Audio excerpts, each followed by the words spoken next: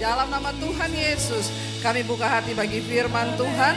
Mari sama-sama kita katakan amin. Tepuk tangan bagi Tuhan Yesus, saudara. Silahkan duduk Bapak Ibu, shalom. Apa kabarnya hari ini? Luar biasa. Walaupun ada masalah, tetap luar biasa. Iya, siapa yang percaya Yesus sudah lahir, mati, bangkit, bahkan naik ke surga? Angkat tangan saudara. Iya, saya percaya, karena itu kita ada di tempat ini hari ini karena kita percaya. Ini agak panas ya karena jemaatnya nih, puji Tuhan, haleluya. Tepuk tangan dong bagi setiap saudara yang mau ke gereja walaupun libur panjang, tapi memilih ke gereja bukan liburan. Iya. Kita langsung saja buka bersama Kisah Para Rasul pasal yang pertama, ayat yang ke-6 mulai saudara. Judul perikopnya adalah Yesus terangkat ke surga. Ayat yang ke-6 berkata di sana, kita baca 1, 2, 3. Maka bertanyalah mereka yang berkumpul di situ, Tuhan, maukah engkau pada masa ini memulihkan kerajaan bagi Israel? Jawabnya, engkau tidak perlu mengetahui masa dan waktu yang ditentukan Bapa sendiri menurut kuasanya. Tetapi kamu akan menerima kuasa kalau Roh Kudus turun ke atas kamu, dan kamu akan menjadi saksiku di mana? Yerusalem dan seluruh Yudea, Samaria, bahkan ayat 9. Sesudah ia mengatakan, baca 1, 2, 3, terangkatlah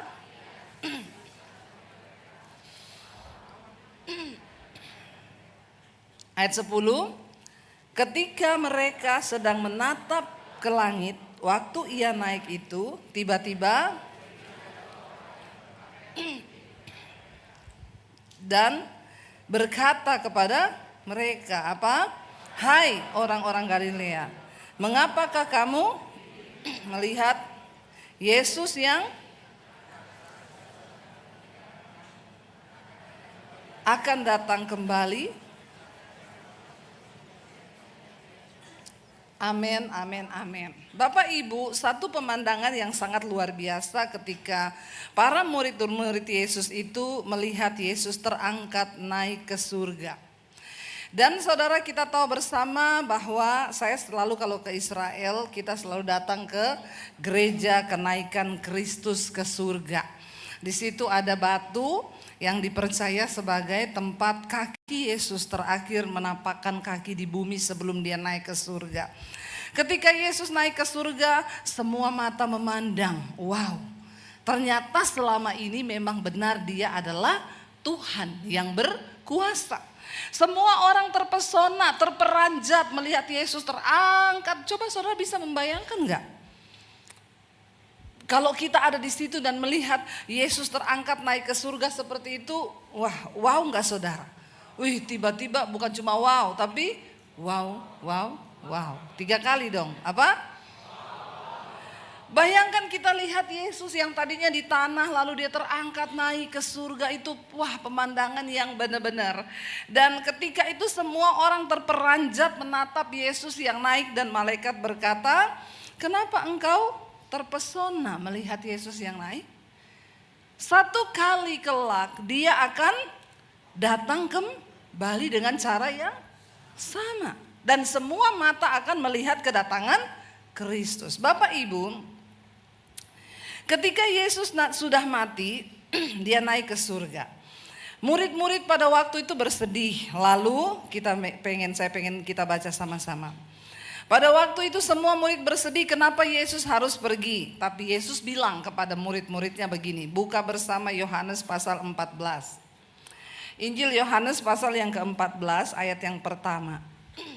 Kalau saudara baca perikop yang di atas, itu Yesus sedang cerita bahwa dia satu saat akan pergi meninggalkan murid-murid. Lalu Petrus bertanya, kemana engkau akan pergi Tuhan? Kasih tahu kami jalannya. Tuhan bilang, kau enggak tahu jalannya, tapi akulah jalan, kebenaran dan hidup. Kamu tidak akan sampai kalau tidak melalui aku. Nah ini pada waktu itu Yesus kasih tahu ke murid-muridnya begini. Baca bersama Injil Yohanes pasal 14 ayat yang pertama. Baca 1, 2, 3. Percayalah dan Di rumah Bapakku apa? Banyak tempat tinggal. Jika tidak demikian tentu aku mengatakannya kepadamu. Sebab untuk dan apabila aku telah pergi ke situ dan telah menyediakan tempat bagimu, aku akan untuk kamu pun, dan kemana aku pergi kamu tahu jalan ke situ. Kata Thomas kepadanya, Tuhan, kami tidak tahu kemana engkau pergi. Jadi bagaimana kami tahu jalan ke situ? Ayat 6 baca.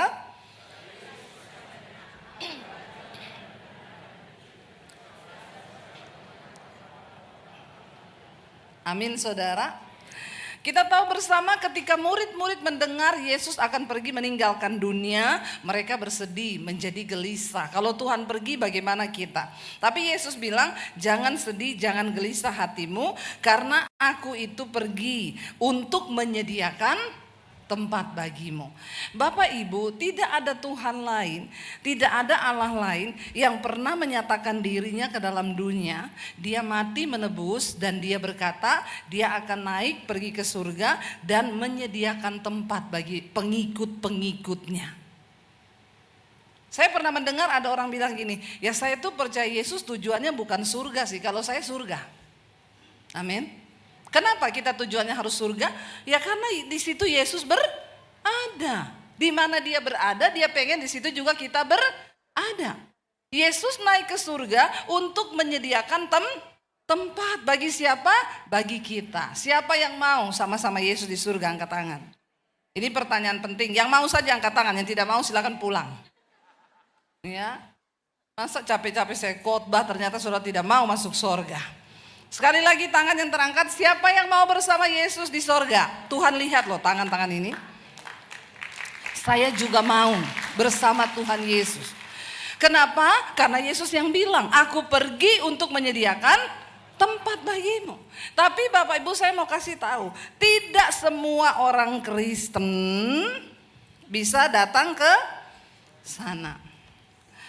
Tuhan Yesus berkata begini, di rumah Bapakku itu banyak tempat. Aku pergi ke sana untuk menyediakan tempat bagimu. Banyak tempat, tapi tidak semua orang bisa masuk ke sana. Saya mau pakai perumpamaan, di Citraland ada rumah-rumah kosong. Tiba-tiba saudara datang, bawa barang-barang, lalu tinggal di Citraland di rumah kosong itu. Hello? Apa yang terjadi? Kenapa diusir? Kenapa diusir? Tidak memenuhi syarat. Syaratnya apa? Bisa tinggal di sana? Yaitu rumah milikmu. Kedua, kau punya bukti pembayarannya. Sertifikatnya sudah atas namamu. Untuk bisa masuk ke surga, ada syarat dan ketentuan. Apa yang menjadi syarat dan ketentuan untuk bisa masuk ke tempat yang Tuhan sediakan?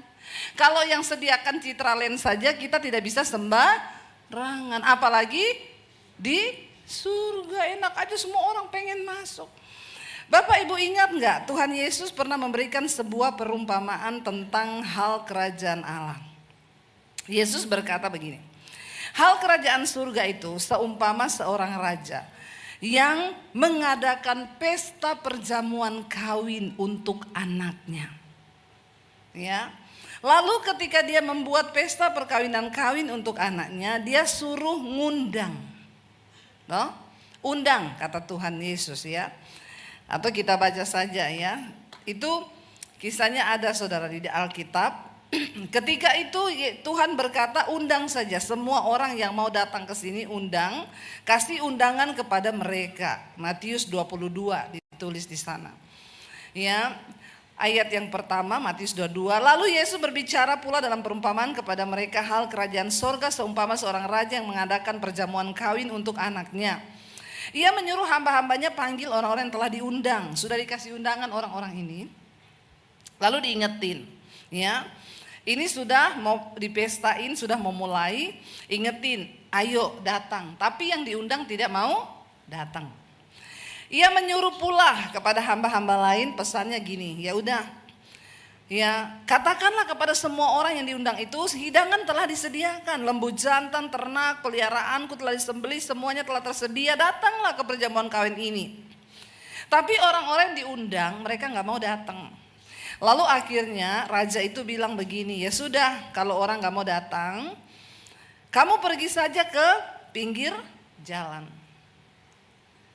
Undang aja semua orang yang mau datang, entah dia mau datang karena dia lapar, entah dia mau datang ya cuma karena apalah tujuannya, pokoknya datang aja, undang aja semua. Dikatakan di sana kalau kita lihat ya ayat yang kita baca saudara, ayat yang keempat. Ia menyuruh hamba-hamba lain, katakanlah kepada orang yang diundang itu sesungguhnya hidangan, ayat 5. Tapi orang-orang yang diundang itu juga tidak mau datang. Ya, ada yang bilang ya saya sibuk, saya ini mau kerja di ladang, saya ini mau pergi mengurus usaha saya. Yang lain menangkap hamba-hamba itu dan menyiksa dan membunuhnya. Pokoknya mereka ada kerjaannya masing-masing sehingga mereka nggak mau datang. Ayat 7. Maka murkalah raja itu lalu menyuruh pasukannya untuk apa? Membinasakan ya dan membunuh dan membakar kota mereka. Ayat 8. Sesudah itu ya raja itu berkata pada hambanya, perjamuan kawin telah tersedia, tapi orang-orang yang diundang tidak apa saudara? Layak. Yang udah diundang tuh nggak layak. Sebab itu pergilah kemana? Ke persimpangan jalan. Undang aja semua orang yang kami jumpai di jalan itu, kamu temui. Pokoknya di jalan siapa yang mau datang, ayo datang ke pesta perjamuan kawin. Ayat 10. Maka pergilah hamba-hamba itu dan mereka mengumpulkan semua orang yang dijumpainya di jalan, orang jahat maupun orang baik. Maka penuhlah ruangan perjamuan kawin itu. Jadi ini datang nih semua orang, mau orang jahat, orang baik datang sama Tuhan nih. Ketika raja itu masuk untuk bertemu tamu-tamu itu, ia melihat seorang yang tidak berpakaian pesta. Lalu dia bilang apa saudara di sana? Ayat 12, ia berkata kepadanya, hai saudara, bagaimana engkau masuk ke mari dengan tidak mengenakan pakaian pesta? Tapi orang itu apa? Diam saja. Lalu dikatakan di sana apa? Lalu kata raja itu kepada para hamba-hambanya, disuruh apa saudara? Ikatlah kaki dan tangannya dan campakkanlah orang itu ke dalam kegelapan yang paling gelap. Di sanalah akan terdapat ratap dan kertakan gigi. Ini bicara tentang bagaimana kita menyambut kedatangan Tuhan kali yang kedua. Ada orang yang sudah mengenal Yesus, sudah diundang dari kecil. Ya, sudah percaya Yesus dari kecil, udah lama mereka tuh dapat undangan untuk percaya Yesus. Tapi ya sibuk toh, tadi kerja, nggak ada waktu cari Tuhan. Nggak ada waktu mempersiapkan diri. Aku nih sibuk cari duit, aku nih sibuk di ladang, sibuk. Nggak tahu kesibukannya apa. Sampai cari Tuhan tidak ada waktu. Lalu akhirnya Tuhan bilang, ya udah mereka itu nggak layak. Kamu pergi aja ke pinggir-pinggir jalan. Undang aja deh siapa yang mau datang. Diundanglah semua orang. Datang orang berdosa, orang jahat, orang baik datang. Nggak tahu motivasinya apa, datang percaya kepada Tuhan Yesus. Israel yang pertama adalah orang yang dipilih Tuhan untuk datang percaya. Tapi ternyata Israel tidak percaya Tuhan Yesus. Lalu diundanglah semua orang aja siapa, semua bangsa-bangsa yang mau datang silakan. Datanglah kepada Tuhan orang yang berdosa, orang yang ini, orang yang baik, orang yang jahat. Tapi kemudian raja itu melihat ternyata ada orang yang tidak memakai pakaian pesta. Bapak Ibu, pakaian itu bicara tentang jati diri dan menggambarkan seseorang. Kita nggak bisa datang ke perjamuan kawin anak domba hanya dengan pakai baju yang compang-camping. Pakaian itu identitas. Ya, identitas. Kalau ada orang ke gereja pakai baju yang nggak sopan, ya saya pikir ini tidak sesuai tempatnya. Ya, jangan pakai baju you can see ke gereja. Saudara angkat tangan begini, maaf ya, yang di belakang terganggu. Apalagi yang di samping. Apalagi kalau nggak pakai deodoran. Ya janganlah orang Kristen kalau ke gereja tolong ya, jangan bikin setan minder. Kuntilanak banyak yang minder sama orang Kristen. Kata kuntilanak, saya bajunya satu tok panjang sampai di bawah, bolongannya cuma satu di belakang. Kata kuntilanak. Orang Kristen zaman now lebih setan dari setan. Ya, udah bajunya pendek, bolong di mana-mana, depan bolong, belakang bolong, semua bolong. Jadi kata kuntilanak yang setan tuh Eke apa ye? Baju itu bicara identitas, ya. Kalau kita mau ke pesta, nggak mungkin dong kita pakai baju yang ke pasar mau pergi ke pesta toh, nggak mungkin. Baju dan jubah apa yang harus kita persiapkan untuk kita bisa datang ke pesta perjamuan kawin anak domba Allah? Saudara, di dalam kitab Wahyu, ya ini kita udah bicara serius. Kalau sudah bicara Wahyu, persiapkan mentalmu. Ini bicara tentang hari kedatangan Tuhan. Di kitab Wahyu ketika Yohanes ya dibawa ke Pulau Patmos dan dia mendapat satu penglihatan yang begitu besar dari Tuhan. Di sana Tuhan memperlihatkan banyak hal termasuk penglihatan tentang akhir zaman. Ya, kita lihat Wahyu pasal yang ke-7 ayat 9 ya. Di sana Yohanes melihat ada begitu banyak sekelompok orang yang memakai jubah. Wahyu 7 ayat 9. Ya, kita baca bersama 1, 2, 3. Kemudian daripada itu aku melihat sesungguhnya suatu kumpulan besar orang banyak yang tidak dapat terhitung banyaknya dari segala bangsa dan suku dan kaum dan bahasa, berdiri di hadapan tahta dan di hadapan anak domba, memakai jubah putih dan memegang daun-daun palem di tangan mereka. Memakai jubah putih. Ayat 10. Dan dengan suara nyaring mereka, keselamatan bagi Allah kami yang duduk di atas tahta dan bagi anak domba. Ayat 11 baca.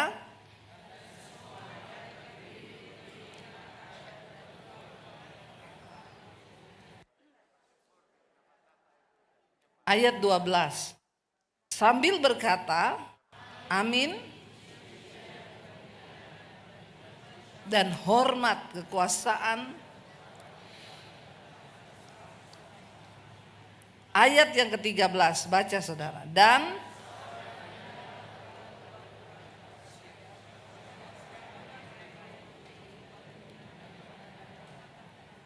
ayat berikutnya baca.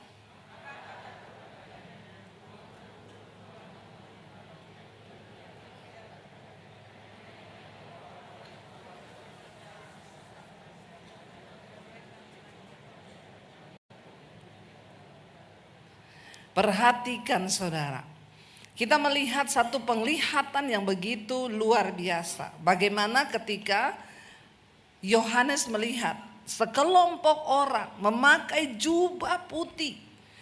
Dan ketika itu ya para tua-tua itu melihat ya. Dan ayat 14, maka kataku Tuanku, Tuhan mengetahuinya. Dia tanya, siapa orang-orang ini yang pakai jubah putih? Siapa mereka ini yang berdiri di hadapan tahta anak domba Allah? Maka kataku kepadanya, Tuanku, Tuhan mengetahuinya. Lalu ia berkata kepadaku, mereka ini siapa saudara? Orang-orang yang keluar dari kesusahan yang besar dan mereka telah mencuci jubah mereka dan membuatnya putih di dalam darah anak domba Allah itu. Ayat 15, karena itu mereka berdiri di hadapan tahta Allah dan melayani dia siang malam di bait sucinya. Dan ia yang duduk di atas tahta itu akan membentangkan kemahnya di atas mereka. Mereka apa? Tidak menderita apa? Lapar lagi, tidak dahaga lagi, dan matahari atau panas terik tidak akan menimpa mereka lagi. Ayat 17, sebab anak domba yang di tengah-tengah tahta itu apa? Dan menghapus semua air mata mereka. Hanya orang yang kelak yang memakai jubah putih, ini yang akan menjadi pakaian pesta kita berhadapan dengan Tuhan. Jubah putih berbicara tentang kekudusan. Kalau kita melihat saudara, dikatakan siapa? Tua-tua itu tanya kepada Yohanes, kamu tahu nggak siapa mereka itu? Yang berdiri memakai jubah putih di depan tahta anak domba Allah. Yohanes bilang, engkau tahu siapa mereka? Aku enggak tahu. Dan tua-tua itu menjawab, mereka ini adalah orang-orang yang keluar dari kesusahan yang besar di bumi. Tetapi mereka tetap menjaga jubahnya tetap putih di dalam darah anak domba. Hari ini mungkin engkau sedang mengalami kesusahan, penderitaan, bahkan engkau rasanya bergumul melawan dosa itu luar biasa. Engkaulah yang layak menerima jubah putih itu, yang akan berdiri di hadapan tahta anak domba Allah kelak. Kalau saudara lihat, saudara gak percaya, mari kita lihat Wahyu pasal yang ketiga saudara. Apa yang Alkitab tulis tentang orang yang menerima jubah itu? Wahyu pasal yang ketiga kita lihat bersama. Dikatakan di sana ayat yang ketiga mulai. Wahyu 3 ayat yang ketiga. Karena itu apa? Ingatlah bagaimana engkau telah menerima dan mendengarnya. Turutilah itu dan bertobatlah. Karena jikalau engkau tidak berjaga-jaga, aku akan datang seperti pencuri, dan engkau tidak tahu pada waktu manakah aku tiba-tiba datang kepadamu. Ayat 4, tetapi di Sardis ada beberapa orang yang tidak mencemarkan pakaiannya. Mereka akan berjalan dengan aku dalam pakaian putih karena mereka adalah layak untuk itu. Ayat 5 baca dengan suara keras. Barang siapa menang, ia akan, aku tidak akan menghapus namanya dari kitab kehidupan, melainkan aku akan mengaku namanya di hadapan Bapakku dan di hadapan para malaikatnya. Siapa bertelinga hendaklah ia mendengarkan. Saudara, siapa orang-orang yang nanti akan berdiri di hadapan tahta anak domba Allah seperti penglihatan Yohanes? Hanya mereka yang memakai jubah putih itu. Siapa orang-orang yang memakai jubah putih? Mereka yang berhasil keluar dari kesusahan yang besar selama ada di bumi. Karena itu sabarlah ketika engkau sedang diizinkan menderita. Jangan bersungut-sungut, jangan tinggalkan Tuhan, apalagi menjual Tuhan. Cuma karena pengen dapat jodoh kaya, bisa menikmati kekayaan, lalu engkau tinggalkan Yesus, engkau menyangkal Dia, dan akhirnya engkau kehilangan keselamatan. Banyak orang gak tahan menderita. Sampai kapan saya tuh hidup kayak gini, gaji gini terus. Kapan bisa beli apartemen, kapan bisa beli ini, ya mending jadi ani-ani saja. Gratis, tinggal jadi peliharaan om-om, jadi peliharaan pejabat, bisa menikmati ini itu. Engkau menjual keselamatanmu dan jubah putih yang diberikan padamu sudah kau buang saja. Ya, ada juga boti-boti. Ya, tanya apa itu boti? Homo. Banyak boti jadi peliharaan sekarang. Ya, rela dipelihara om-om boti biar bisa dapat duit, menikmati duniawi, kedaginganmu, kau ikuti terus kenajisanmu. Engkau hidup di dalam hidup yang tidak takut akan Tuhan.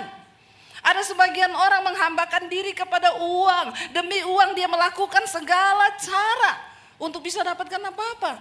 Kalau lihat para pejabat kita di negeri ini, bagaimana kasus-kasus korupsi yang sampai ratusan triliun, mengerikan. Mereka itu gak pernah takut, rasanya kayak gak mati-mati saudara. Tapi ya kita gak usah bicara uang yang ratusan triliun. Dalam kehidupan kita sehari-hari ini loh. Tadi kita sudah baca, raja itu mengundang, tapi ada yang diundang ngomong, tunggu saya sibuk ya, saya kerja, lagi ngurusi usaha nih. Tunggu ya saya ini, aduh saya urusi kebun saya, aduh saya lagi ngurusi ini. Tidak ada waktu untuk Tuhan. Kita nggak pernah punya waktu untuk melatih diri beribadah. Kita nggak pernah punya waktu berpuasa. Kita nggak pernah punya waktu melatih kesabaran. Tiap hari marah terus sehingga kita tidak hidup dalam kekudusan. Marah, ribut, berantem. Ingat loh, ya bertobat. Kalau jelek kamu jelas tak boleh marah-marah. Bukan cuma orang jelek nggak boleh marah, orang cakep juga nggak boleh marah. Orang cantik, orang ganteng juga nggak boleh marah. Ada lagu yang viral, kalau jelek nggak boleh marah-marah katanya. Karena lu udah jelek, jadi kalau marah tambah. Alkitab bilang semua nggak boleh marah. Mau jelek, mau cantik tidak usah marah. Ada bapak-bapak saya tanya, Pak, bapak itu kalau pilih istri yang cantik tapi marah-marah atau yang jelek tapi sabar? Kalau bapak-bapak pilih yang mana? Jelek tapi sabar atau cantik tapi marah-marah? Katanya saya ya yang cantik marah-marah aja deh Bu, karena kalau marah-marahnya masih bisa dirubah sama firman Tuhan. Tapi kalau udah jelek terus marah-marah, aduh susah ya, pakai operasi plastik mahal ya untuk merubah kecantikannya. Ya agak berhikmat sih Bapak ini. Saudara, untuk bisa masuk ke perjamuan kawin anak domba, menyambut Yesus datang, menempati rumah baru kita di sorga, itu enggak sembarang orang. Hanya mereka yang pakai baju putih. Enggak ada orang marah-marah di surga, amin. Amin suami istri. Jadi mulai sekarang harus mulai berlatih hidup di rumah seperti hidup dalam rumah tangga seperti yang tiap hari berantem. Enggak usah angkat tangan. Jangan angkat tangan ya.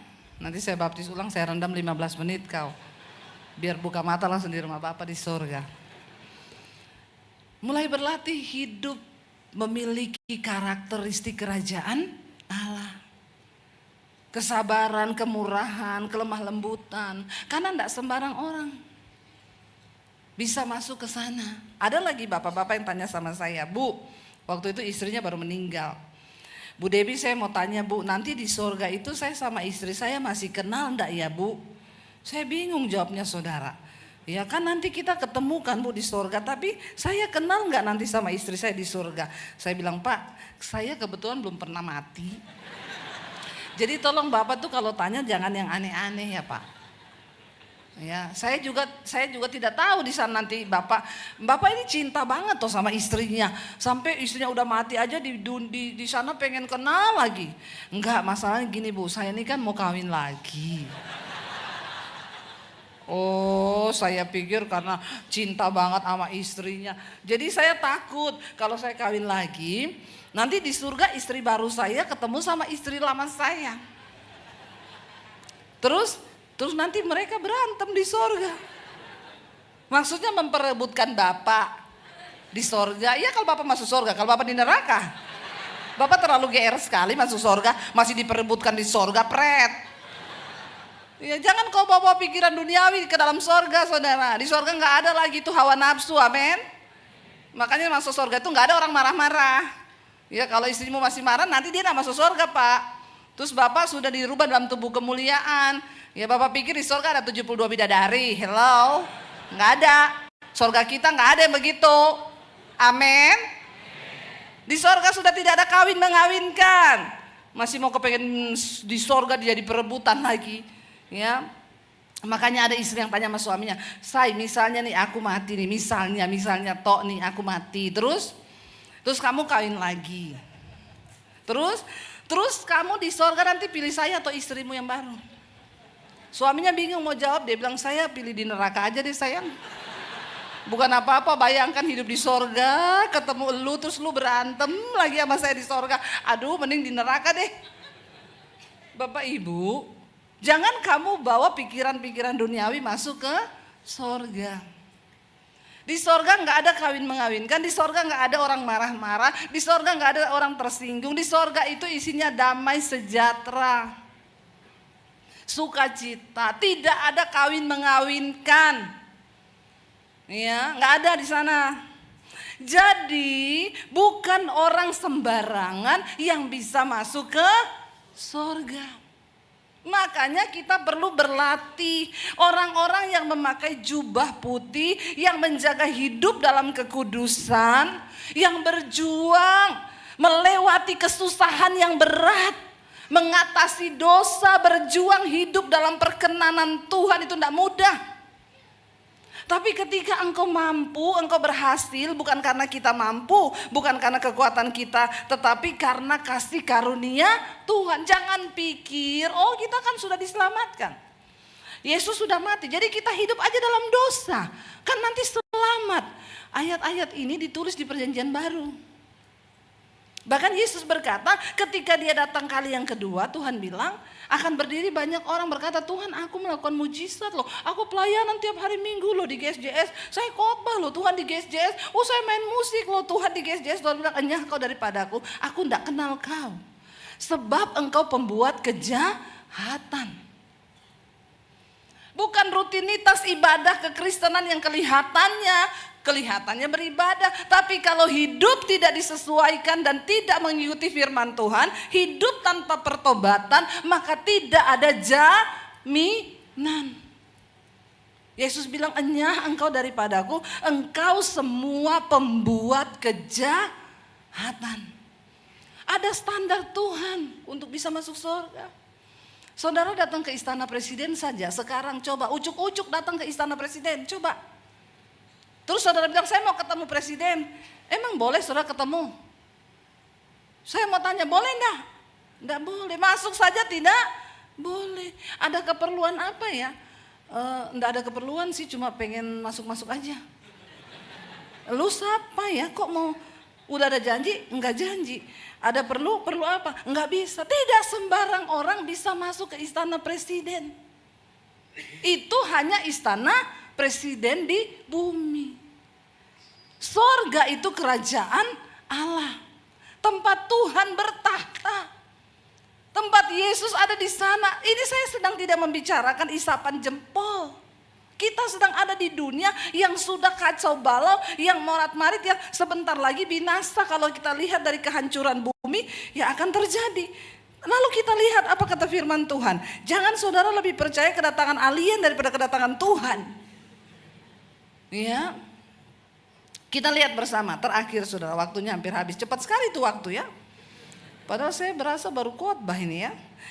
Yuk kita buka 1 Petrus, saudara lihat 2 Petrus pasal yang ketiga, 2 Petrus pasal yang ketiga. Ya, kita lihat ayat yang pertama saudara. Di sana judul perikopnya adalah hari Tuhan. Hari kedatangan Tuhan. Hari kiamat itu akan datang. Baca 1, 2, 3. Saudara yang kekasih,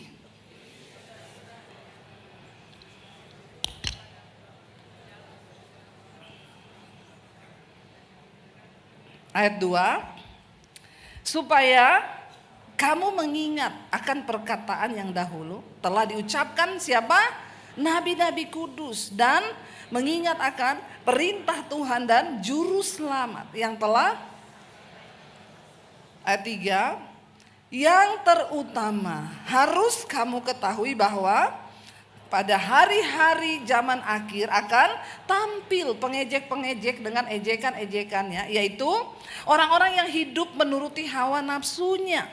Mereka, kata mereka apa? Di mana janji tentang kedatangan Tuhan itu? Dari zaman opa-opa leluhur kita dulu sudah meninggal, segala sesuatu toh tetap seperti semula, seperti pada waktu dunia diciptakan. Ayat 5. Mereka sengaja tidak mau tahu bahwa oleh firman Allah langit telah ada sejak dahulu dan juga bumi yang berasal dari air dan oleh air, dan bahwa oleh air itu bumi yang dahulu telah binasa dimusnahkan di peristiwa air bah. Ayat 7. Tetapi oleh firman itu juga apa? Langit dan bumi yang sekarang terpelihara dari api dan disimpan disimpan untuk dan kebinasaan orang-orang fasik. Ayat 8. Akan tetapi saudara-saudara yang kekasih, yang satu ini tidak boleh kamu lupakan, yaitu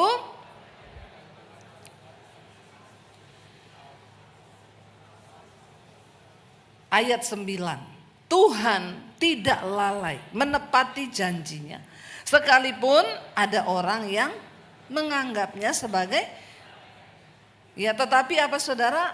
Ia sabar terhadap kamu karena ia menghendaki supaya jangan ada yang binasa, melainkan supaya semua orang berbalik dan bertobat. Ayat 10. Tetapi hari Tuhan akan tiba seperti pada hari itu langit akan lenyap dengan gemuruh yang dahsyat, dan unsur-unsur dunia akan hangus dalam nyala api, dan bumi dan segala yang di atasnya akan hilang lenyap. Baca bersama ayat yang berikutnya dengan suara yang keras. Jadi betapa, ayat 12, yaitu kamu yang menantikan dan mempercepat kedatangan hari Allah. Pada hari itu langit akan binasa dalam api, dan unsur-unsur dunia akan hancur karena nyalanya. Tetapi sesuai dengan janjinya, kita akan menantikan langit yang baru dan bumi yang baru di mana terdapat kebenaran. Ngeri gak kalau baca ayat ini saudara? Ngeri. Dan seperti yang Yesus katakan, dia akan datang seperti pencuri. Bayangkan tiba-tiba, saya itu kalau mau tidur malam, saya kadang membayangkan ayat ini. Bayangkan tiba-tiba langit menjadi gelap. Lalu unsur-unsur dunia ini meledak dalam nyala api. Dan Alkitab bilang bumi ini disimpan untuk penghakiman, hari kebinasaan bagi orang-orang fasik yang tidak mau bertobat. Tapi bagi kita orang-orang yang percaya, kita akan mengalami pengangkatan sebelum semua hari itu tiba. Orang yang memakai jubah putih akan mengalami yang namanya rapture, diangkat Tuhan. Saya undang imam musik bersiap. Saya selalu menceritakan mimpi saya ini. Satu saat saya bermimpi, saya ada di Sulawesi, di rumah tempat kelahiran saya. Saya berjalan dengan kakak saya saudara. Lalu tiba-tiba saya melihat langit menjadi ada cahaya sinar yang terang, padahal waktu itu malam. Lalu saya bilang sama kakak saya gini, ada apa ya? Kenapa tiba-tiba ada sesuatu yang aneh lihat di langit? Lalu kakak saya bilang, ini kayaknya mau kiamat. Lalu kakak saya lari, saya teriak. Saya bilang, jangan lari, di sini aja, kamu mau kemana? Saya mau kasih tahu orang-orang bahwa ini sudah kiamat. Saya bilang, enggak usah lari, tunggu di sini. Waktu kakak saya lari, tiba-tiba saya ini terangkat saudara. Saya mulai tinggalkan bumi nih, kaki saya terangkat. Tapi saya terangkat bercucuran air mata karena saya lihat, kakak saya lihat saya, dia bilang gini, Dep, ajak aku, jangan tinggalin aku di sini. Kenapa kamu pergi sendiri? Saya naik, saya sambil menangis, saya ingat keluarga saya yang ada di bawah. Tuhan, kasihan kakak saya ketinggalan, kasihan keluarga saya ketinggalan. Tiba-tiba ada suara yang berkata begini, bersiaplah karena engkau akan dirubah dalam tubuh kemuliaan. Dalam sekejap mata saya itu dirubah. Apa yang terjadi ketika saya dirubah dalam tubuh kemuliaan? Semua kesedihan itu hilang. Saya lupa dengan semua keluarga saya yang tertinggal di bumi. Saya lupa dengan kakak saya lupa dengan semua orang. Hanya ada perasaan damai dan sukacita. Saya naik untuk menyongsong Tuhan di awan-awan yang permai. Ketika saya terbangun, Tuhan bilang, selama engkau masih bisa menangis, buat keluarga, buat orang yang belum bertobat, menangislah. Karena akan datang waktunya. Semua sudah terlambat, pintu sudah ditutup.